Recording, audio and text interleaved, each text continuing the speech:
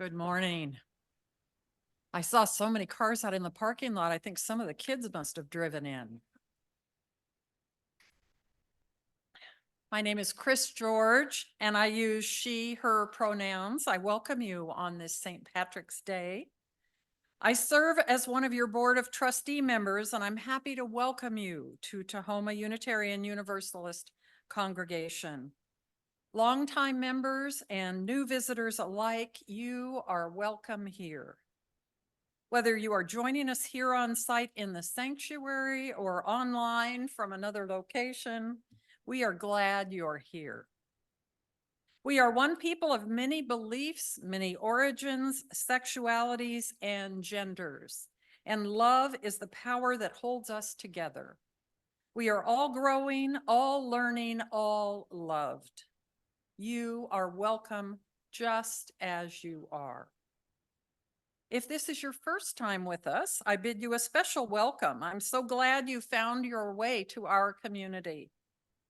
After the service, I will be in the back of the sanctuary right over there to answer any questions you may have about Unitarian Universalism, about our congregation, or if you want to talk about how to get involved in our community.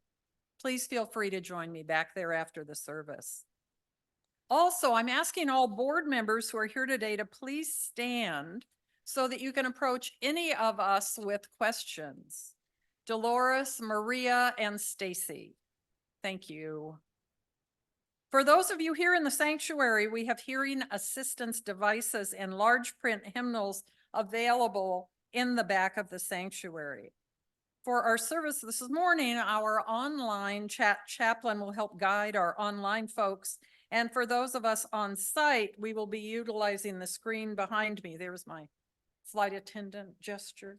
To project the words for our unison readings and lyrics for our hymns. You can also follow along with the printed order of service. Also on the order of service, you can find information about our website, tahomauu.com, and a QR code that will take you to our weekly e-news. If you aren't yet signed up for the e-news, you can do that today and you won't miss a thing. During Reverend Crystal's absence, we have contracted with Reverend Victoria Poling to provide pastoral care for our congregation.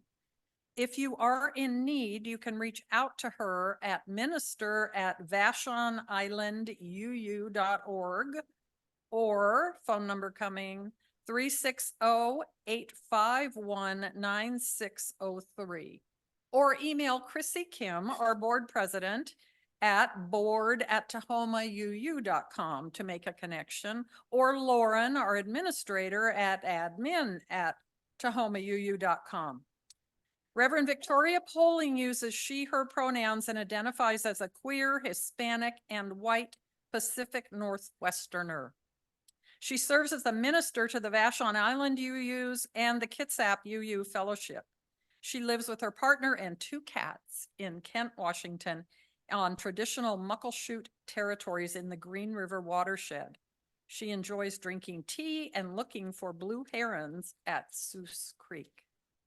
We are planning a church auction on April 13th, and Sheila Wybrow and Maria Figueroa are going to tell you a little more about that.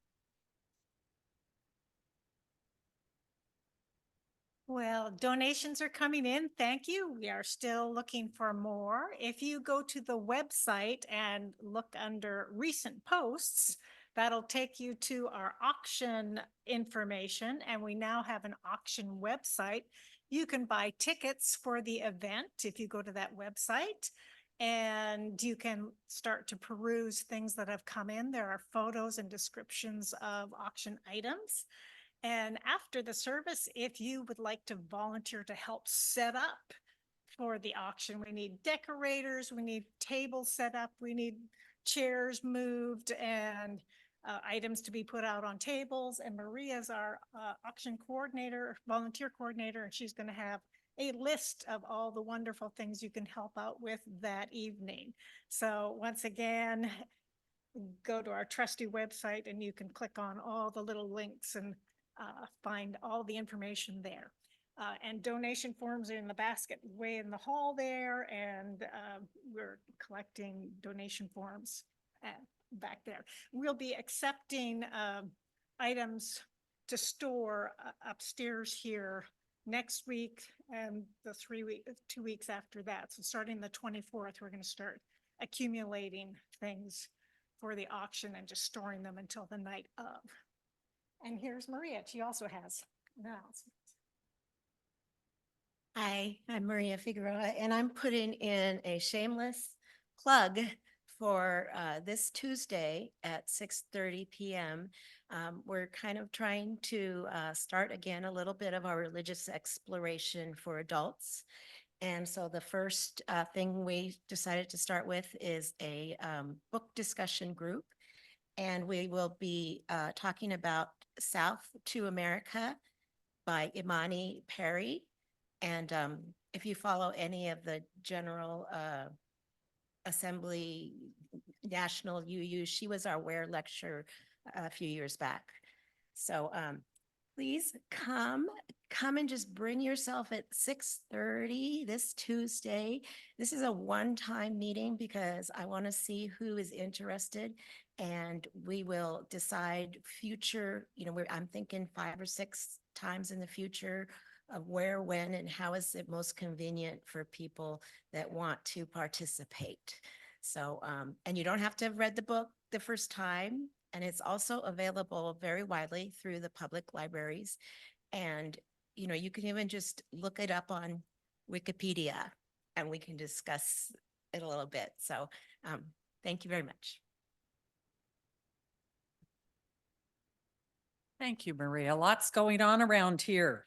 Another fun opportunity I want to highlight is working with the children in the RE rooms downstairs on Sunday morning. Our policies require that we have 2 adults with each group of children. So one person will be guiding the learning and the discussion, and one will be helping and keeping an eye on things. Can you be the one who watches and supports? I've done that. It's really quite fun. Can you be the one who guides the learning? More specifically, please check your calendars. RE is in need of volunteers to teach RE lessons on April 14th, May 5th, 19th, and June 9th.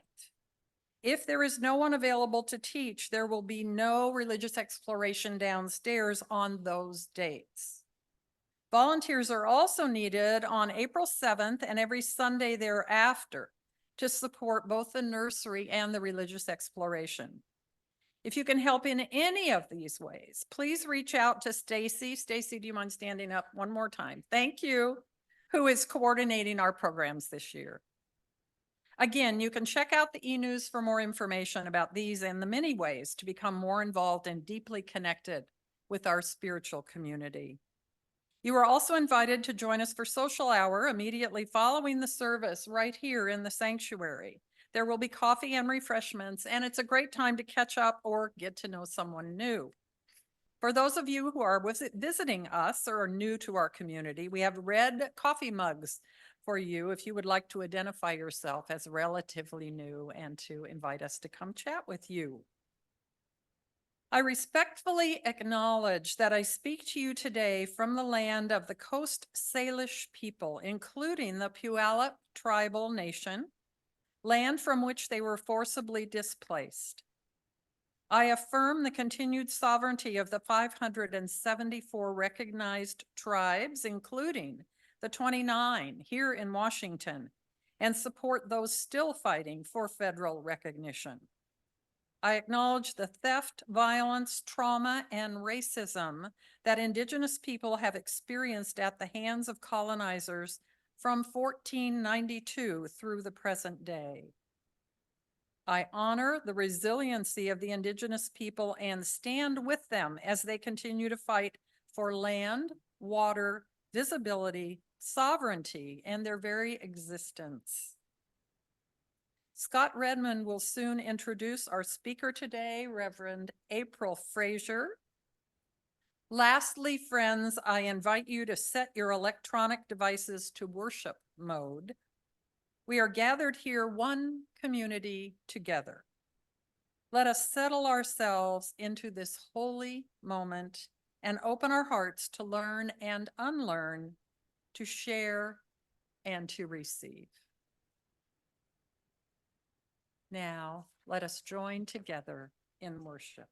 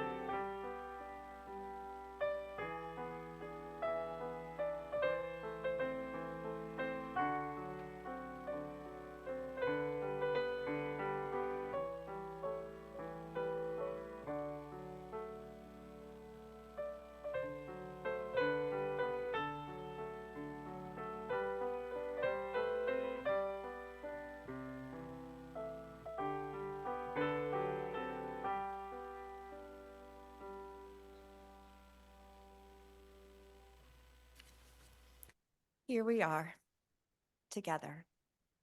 Let us settle in. May the time ahead bring you what you need. A connectedness to community, a soothing balm, a different perspective, a centering in what you deeply know. Let us be here, present, with curiosity, openness, and grace.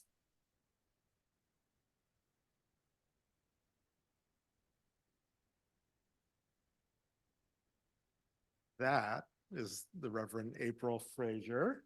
I will say that she is a board certified chaplain.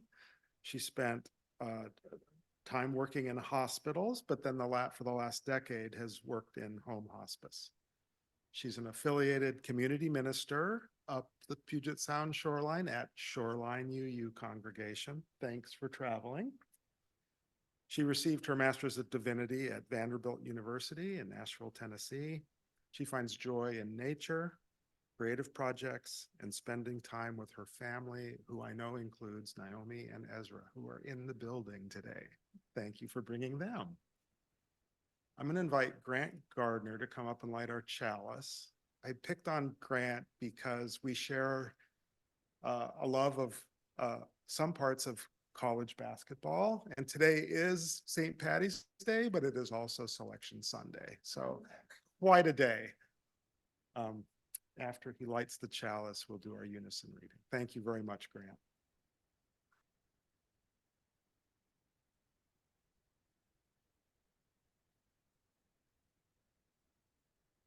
But join me in this unison reading. We light this chalice in deep respect for the mystery and holiness of life, in honor and gratitude for those who have gone before, with love and compassion for those who dwell among us, and with hope and faith for the generations to come. And I'm going to invite Susan Kunkel to come up and be our song leader today. We're going to start in the turquoise hymnal number 1080. 8, When Our Hearts Are in a Holy Place. You can follow along in the lyrics on screen too.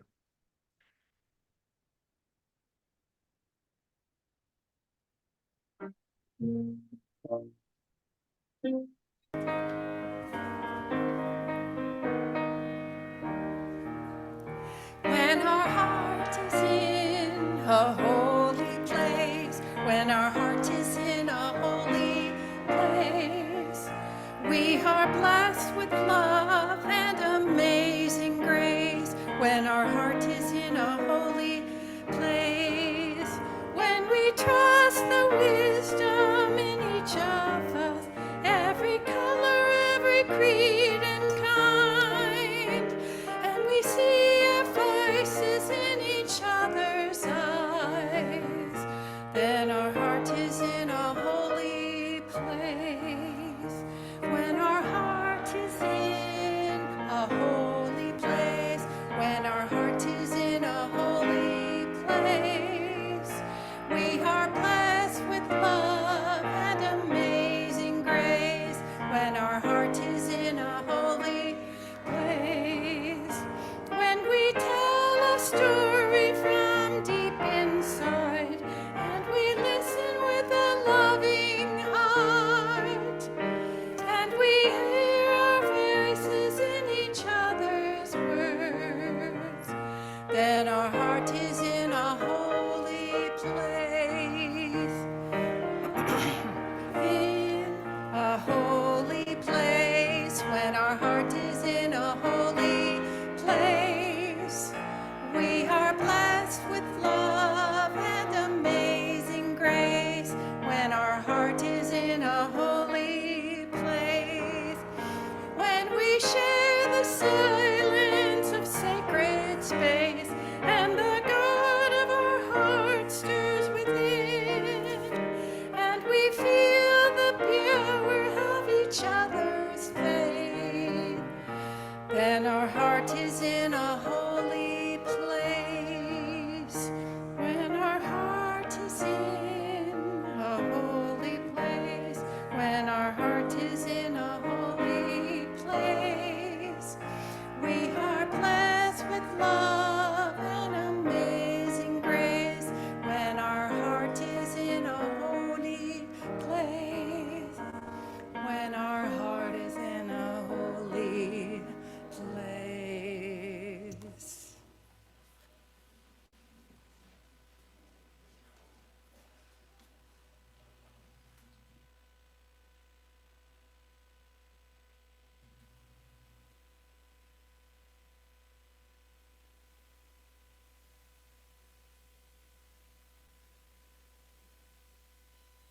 Now it went on. Perfect. So I'm sitting here all alone, and I hope someone will come up and join me. Younger people or anybody who just wants to make me feel a little closer to everything. Thank you, Evelyn. Thanks for coming up. Two. There's some green going on today. That's good. Yeah. Hey, I want to talk about someone who's a hero to me. Do you guys have heroes? Yeah? So I want to tell about this woman. Her name is Dr. Ayanna Elizabeth Johnson. And we're going to see a video that she helped make for some people on a whole different part of the globe over in New York City. And it'd be great if she made this about Tacoma, but what she's going to talk about, you can think about, there are shorelines in Tacoma, and there's kind of the ocean right here in Tacoma too. So Michael, let's see the video. Yeah. Yeah.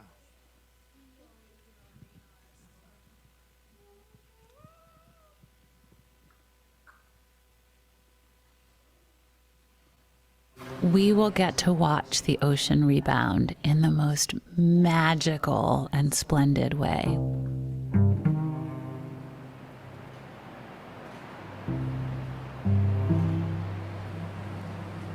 It's sort of funny to think about my relationship with the ocean while I'm in the middle of New York City.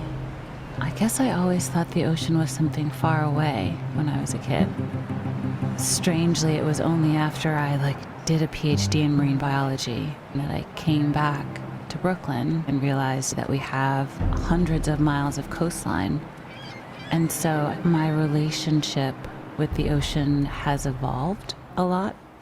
My job has become to raise my hand and say, don't forget about the ocean in all these different settings. Climate policy, food security, or national security. How are we going to protect the coastal ecosystems that are absorbing all this carbon? How are we going to manage fishing more sustainably? How are we going to create the expanse of marine protected areas? I mean, there are so many issues that are polarized, but whether or not a healthy ocean is a good thing, most people are for that. But what we don't know is whether humans will get it together. And will we do it fast enough? The ocean doesn't need us, but we absolutely need the ocean. If we insist, if we strategize, if we collaborate, if we raise our collective voices, if we hold our leaders accountable to say protecting 30% of the ocean by 2030 is a solution. If we do succeed, we will get to watch the ocean rebound in the most magical and splendid way. And so when I stand on the shore and look out to sea, it makes me feel small in the best possible way. There is no future world without the ocean. I am Dr. Ayanna Elizabeth Johnson, and I signed to protect the ocean that protects us.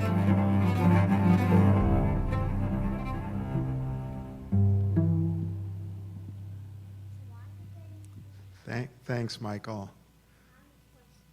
Charles, what's your question? The why? Why do they need to protect the ocean? What, Evelyn? Because the ocean is kind of because it's being polluted. It's being polluted, it's getting warmer. What else? And there's getting to be more plastic. And more plastic. That's one of the kinds of pollution. The ocean is one of the ways we get food, and some people don't take care of it, so they're making it so other people don't get like seafood. Like Yeah. over there, she likes shrimp. Yeah. Yeah, we get the ocean feeds us and people aren't taking care of it. And Loretta won't get to eat shrimp if we don't. And one of Charles's favorite foods. So it's really important to take care of the ocean. And this hero of mine, Dr. Johnson, helps share that message. And she helps us feel like it's not hopeless. There's stuff we can do about it, which is really cool. So Michael, show this next slide. And one of the things I really, well, she's brilliant in so many ways, but Dr. Johnson helped this idea of, well, gosh, what can we do? People of all ages kind of struggle with what can I do in life, right? And she did this cool thing where there's something that you're good at. There's some things that you're good at. I know you are. There's some things that bring you joy. Find out where those things intersect with what the world needs, and then do that stuff. And I think that's just cool. And that's why she's my hero, is she's smart and she speaks in a way that makes me have hope. All right. I think it's time to sing the kids down. So you guys are going to get to go to RE and we're going to stay up here and hear Reverend April. Salt.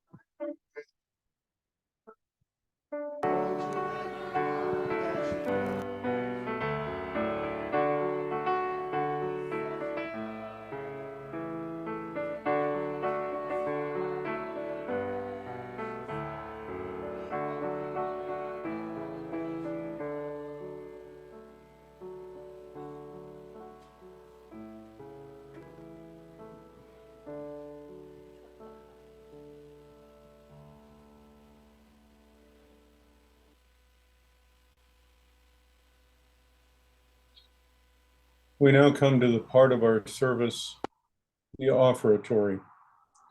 These words from John Saxon. As a religious community exists by its mission, as a fire exists by burning.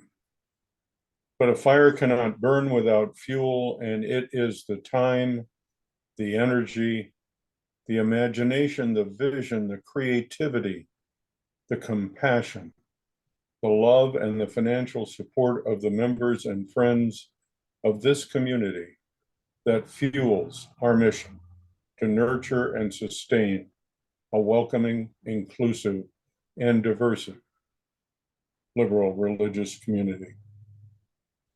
It transforms lives and serves the world. Your support, the free and generous support of each and every member and friend of this community, is what fuels this community and its mission. And without it, we can't move forward. Thank you so much. For those of you online, you can see on the screen how you can give your donation. And for those of you in the sanctuary, baskets are being passed. Again, thank you.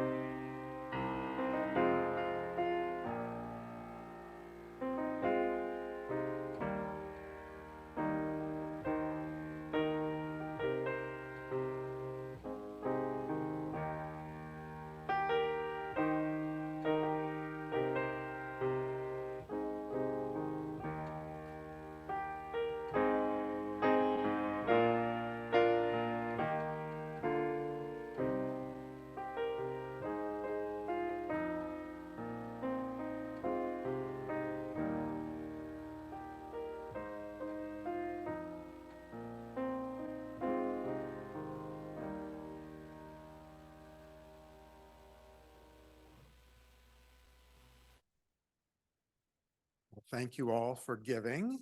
Thank you, Marianne, for playing. Let's dedicate our offerings with the words on screen.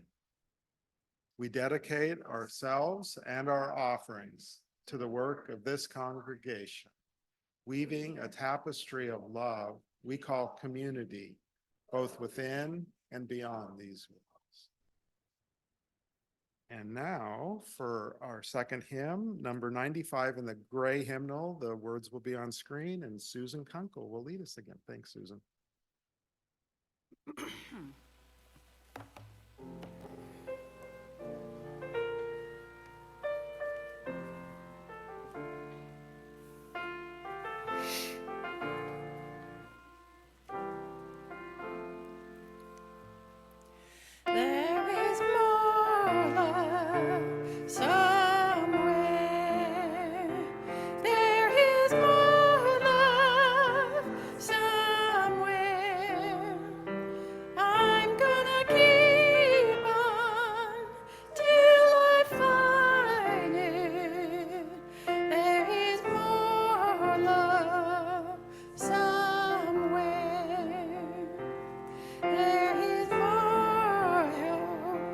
somewhere there is more love somewhere. I'm gonna keep on till I find it. There is more hope somewhere. There is more place somewhere. There is more peace somewhere. I'm gonna keep on till I find it. There is more love somewhere.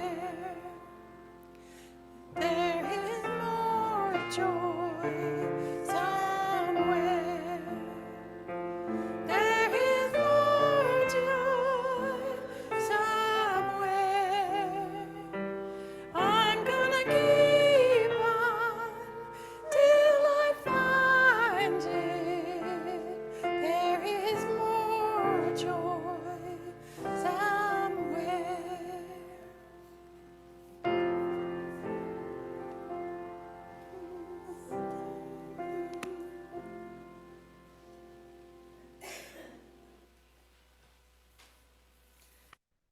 The reading for today is a poem by Ada Limon titled Not the Saddest Thing in the World. All day I feel some itchiness around the collar, constriction of living. I write the date at the top of the letter, though no one has been writing the year lately. I write the year. Seems like a year you should write. Huge and round and awful. In between tasks, I find a dead fledgling, maybe dove, maybe dunno, to be honest. Too embryonic, too see-through and wee.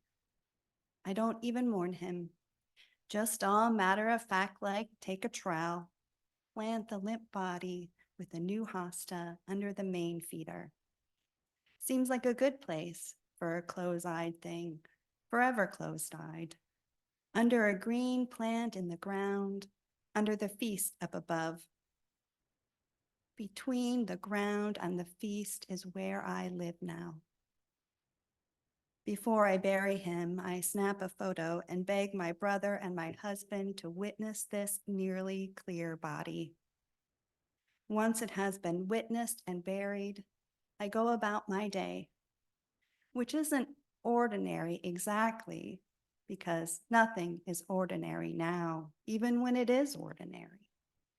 Now something's breaking always on the skyline, falling over and over against the ground, sometimes unnoticed, sometimes covered up like sorrow, sometimes buried without even a song.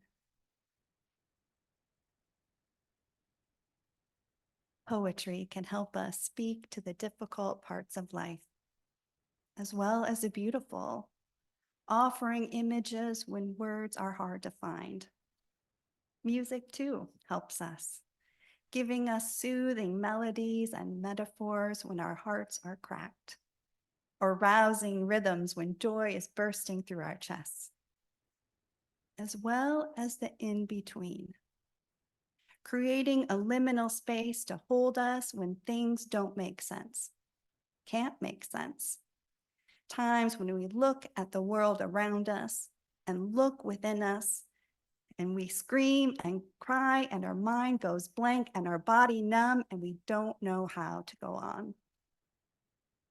Holding the tension between what we hope for and what really is. How do we live in the world and find meaning in the midst of what is happening? Or at times having even enough hope to want to keep living? When was the last time a memory kept you awake at night? Or a situation kept coming to the forefront of your mind as you went about your day? Or something happened that led to the questioning of who you are and how you believe the world to be? We live in a world where situations abound that cause us distress in our hearts and minds, permeating the layers of how we understand the world to be. Trauma, war, injustice, betrayal, our personal pain caused by others, harm inflicted on others by our choices, what we witness happening to others, people we know and people we have never met. I could tell you my story, you would tell me yours, and our hearts would both ache. Because we are tied to each other, and we have an inherent sense of how people should be treated, and a deep knowing of right and wrong. And when we experience, act, or witness something that goes against this, who we are inside is harmed. Whether we call it psyche, soul, or self, our very essence is injured. The term moral injury was coined by Jonathan Shea in 1994, defined as a betrayal of what's right by someone who holds legitimate authority in a high-stakes situation. This happens when someone is subjected to harm, even if you did not perpetuate the harm or you yourself were not harmed. There has been more visibility for the term moral injury. It has been discussed and definitions have evolved. Bill Nash and collaborators have explained it this way: the lasting psychological, biological, spiritual, behavioral, and social impact of perpetuating, failing to prevent, or bearing witness to acts that transgress deeply held moral beliefs and expectations. Maybe there are things that happen that are minor, but they still bother us, and we won't put them in the same category. I owe Rita Nakashima Brock significant credit for her help in understanding moral injury when I participated in a workshop she led through the Shea Center for Moral Injury.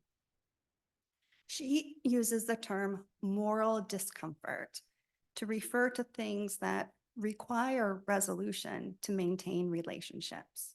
With the example that you're standing in line and you accidentally step on someone's foot. We apologize without thinking about it and habit. Brock calls this a small ding, and the apology is a ritual to resolve it. So that's moral discomfort. Moral distress refers to a situation when our feelings are acute enough to interfere with daily living. Time and rest will not resolve it. It has to be addressed by action, conversation, etc. And moral injury refers to the profound suffering that threatens identity, trust, relationships, and meaning. An example of this is when a person who used to believe in God, then as a result of an event and corresponding moral injury, now questions and stops believing in God. Some might refer to this time of angst as a dark night of the soul. There are big things that cause moral injury, but it is also possible that a bunch of things in the moral distress category can build up, and if not resolved, can lead to the breaking point and acute suffering. Moral injury is an ordinary experience, a human experience, not a disorder, but it does impact mental health. It is possible to have severe moral injury without mental illness, like trauma can lead to PTSD and moral injury, but a person can have moral injury without the diagnosis of PTSD. To add clarity, PTSD is fear and anxiety-based. Trauma is an emotional response and a body response, but moral injury is not fear-based and has moral emotions, such as guilt, shame, outrage, betrayal. As a side note, there are situations where if you don't have moral injury and a moral response, it could be an indication that something is wrong. Moral injuries are a sign that our conscience is still functioning and proves our moral compass is yet intact. This might be more of a relief if the emotions were not so exhausting. When we have the emotional anguish associated with unreconcilable ethical and moral conflict, it can look like depression. Rita Nakashima-Brock has been a part of an evidence-based program helping veterans heal from moral injury. As a part of this program, it was revealed how even if medications helped with the depression symptoms, they did not fix the moral injury underlying the distress. It has to be addressed. We cannot forget what happened. Moral injury is not reversible, and the experiences stay with us in memory. Moral injury in a family or community impairs the function of the group. It disrupts our grounding in shared meaning systems or faith that sustains ethical relationships. It can shatter our ability to understand and integrate memories into a coherent self. Looking around at your community here at Tahoma UU, your well-being is tied to the healing of each other.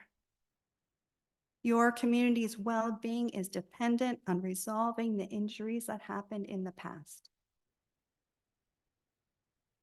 In my work as a hospice chaplain, I have many conversations with people who have kept silent for decades, believing it was the better choice. But yet it lived out sideways in their lives. We might keep silent thinking we are protecting others, or because of shame, guilt, fear, and crises come at end of life, seeking resolution for a peaceful passing. Silence does not save us. Sharing saves us. If moral injury goes unresolved, it is passed down to the next generations. An example of this comes from Marianne in her book, The Generation of Post-Memory, where she describes how children of those parents in the Holocaust live in ways that are not their own, as if they themselves were the ones traumatized. As a parent, I am acutely aware of this. Maybe after college, I should save for therapy. I have and am intentionally working to integrate the personal traumas and moral injuries of my past.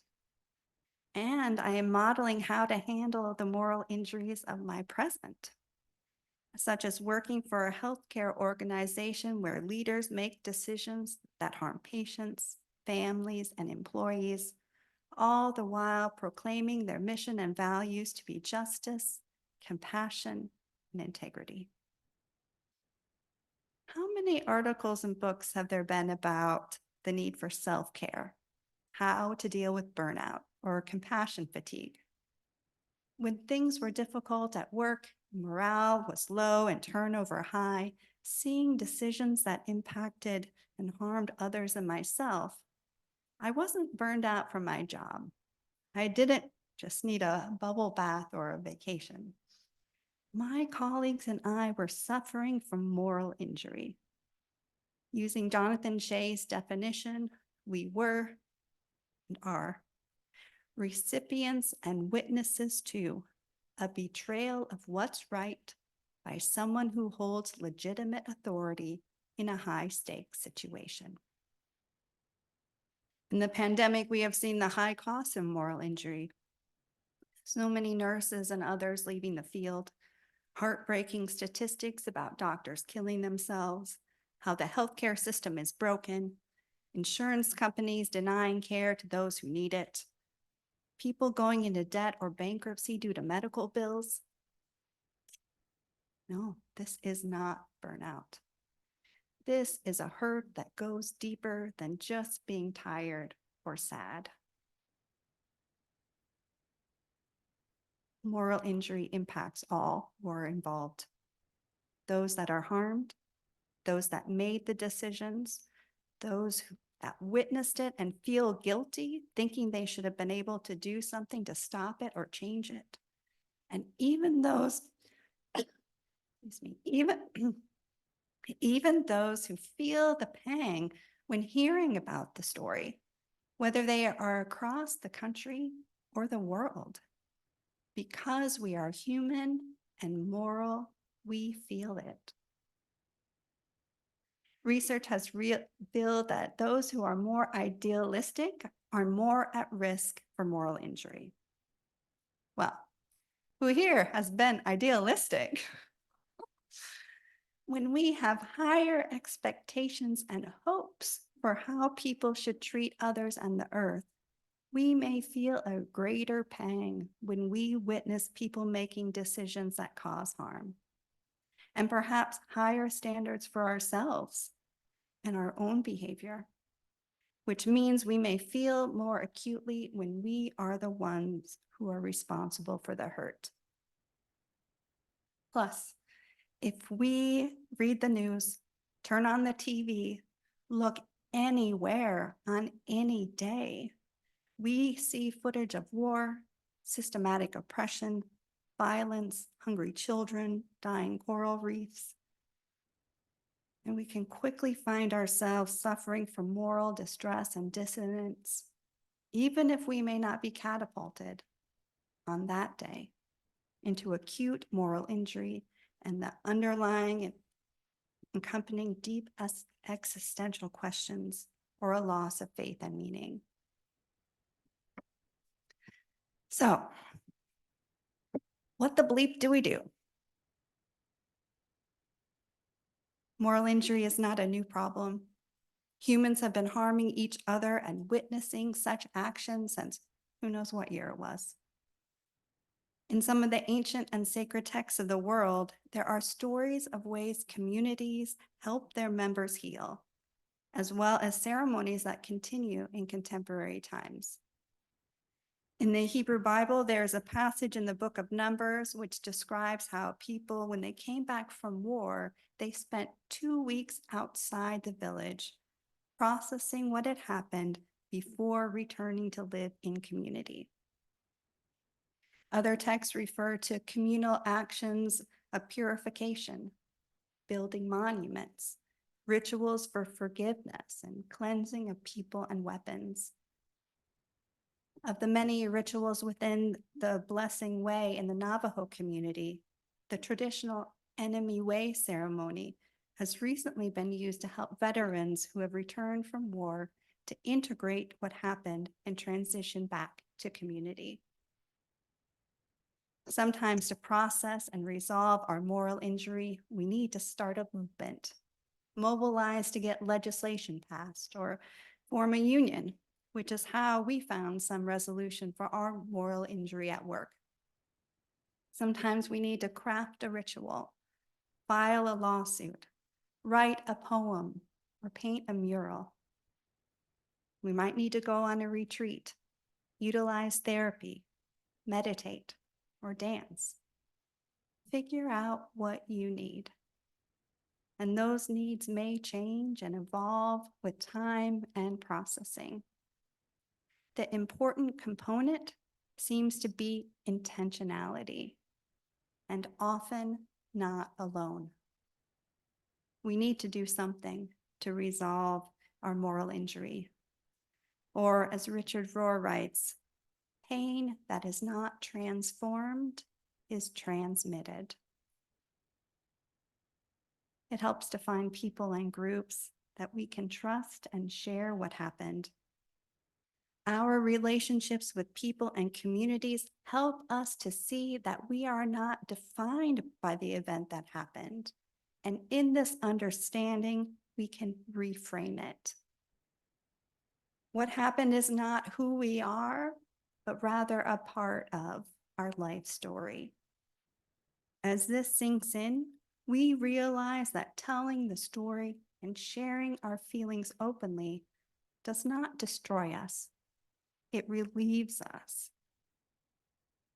We work to integrate what happened, to shift the situation into a different narrative of meaning.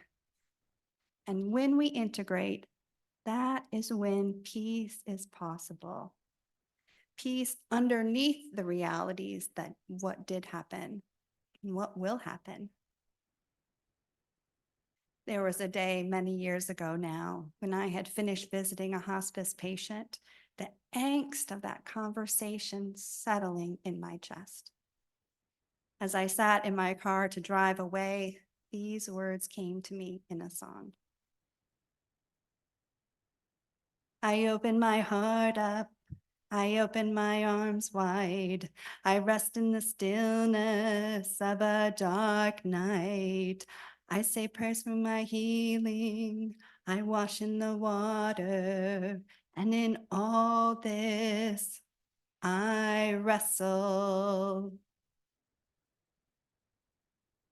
We wrestle with how the world is and how we wish it would be.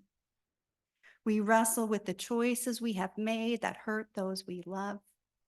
We wrestle with our own pain caused by the choices of others. We wrestle with how to integrate our stories and continue to live. And yet, can we open our arms so that when someone chooses to open their heart and share with us, we can look upon each other and say, I see you, and I know who you are is not defined by what happened. You matter. I'm with you, and we are healing.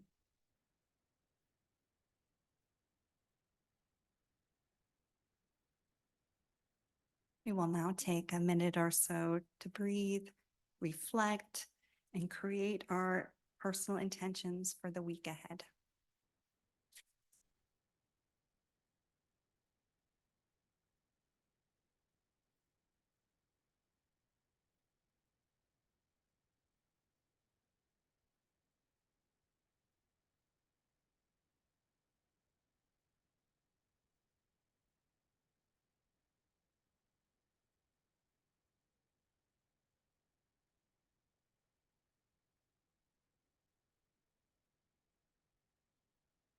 Thank you, April. For our closing hymn, back to the gray hymnal, number 354. Susan Kunkel's going to come up and lead us singing We Laugh, We Cry. And thank you to the techs who get through all these slides, because this keeps them on their toes.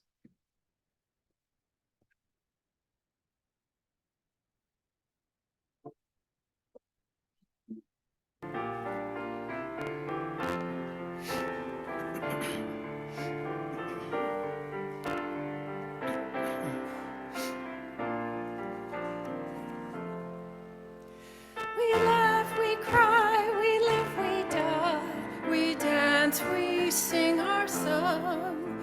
We need to feel there's something here to which we can belong. We need to feel the freedom just to have some time alone. But most of all, we need close friends we can call our very own. And we believe in love and in the strength of love. And we have found a need to be together. We have our hearts to live, we have our thoughts to receive, and we believe that sharing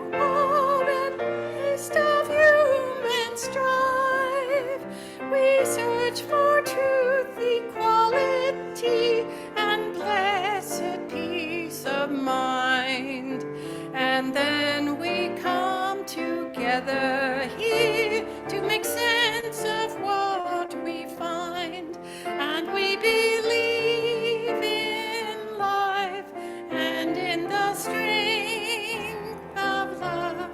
And we have found a joy to being together. And in our search for truth, we will finally see, even to question truly is an answer.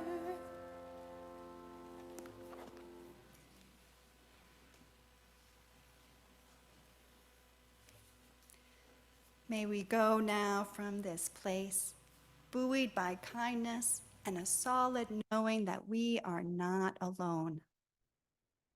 May we have courage when we need it. And may the coming days bring healing and peace. Amen and blessed be.